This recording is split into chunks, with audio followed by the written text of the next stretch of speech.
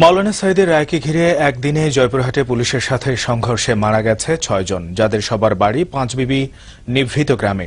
সেখানকার মানুষ মনে করেন সেদিনের আন্দোলন সঠিক ছিল, আর যারা মারা গেছেন তাদের মৃত্যুকে শোক ভাবতে চান না পাঁচবিবিবাসী।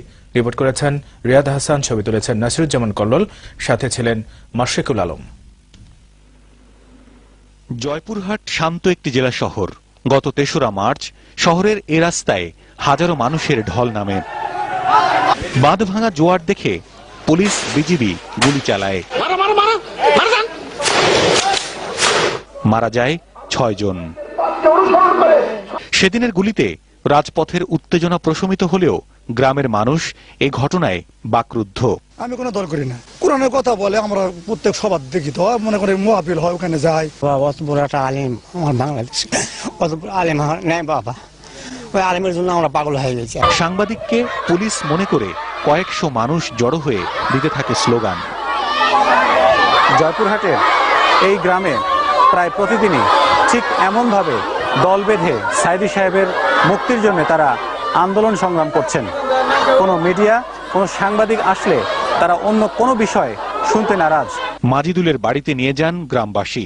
সাধারণ গৃহস্থ মাজিদুল কোনো দল করতেন না। মেয়ের বিয়ের কথা চলছিল, অথচ নিজেই রক্তে রঙিন হয়ে চলে যান পরপারে। আমার বাবা মুসলমান, আমরা দিলওয়ার সাঈদীর মুক্তি চাই।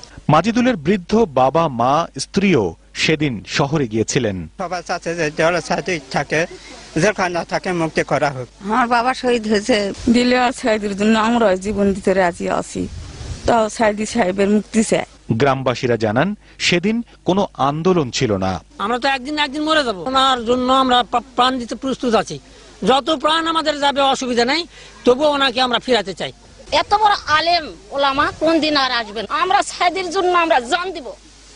এতে তার মধ্যে আমাদের মৃত্যু যদি হয়ে যায় এই ইয়াজিদ কাফেরের হাতে, আমাদের কোনো পরোয়া নেই। সেদিনের ঘটনায় বিক্ষুব্ধ জনতার আবেগ বিস্ফোরিত হয়েছিল বলে জানালেন জনপ্রতিনিধিও।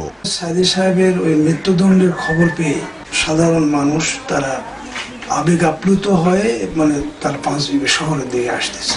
পুলিশ মনে করছে যে আমার থানা আক্রমণের জন্য আসতেছে, এটাই হলো আসল ঘটনা। তখন থানা থেকে গুলি করা হয়। চেয়ারম্যানের মতে মাওলানা সাঈদীকে যুদ্ধাপরাধী মানতে নারাজ গ্রামবাসী, আর তাই প্রতিদিন মিছিল করে প্রশাসনকে নিজেদের অবস্থান জানান দেয় নিভৃত পল্লীর এ বাসিন্দারা। রিয়াদ হাসান, দিগন্ত টেলিভিশন, পাঁচবিবি, জয়পুরহাট।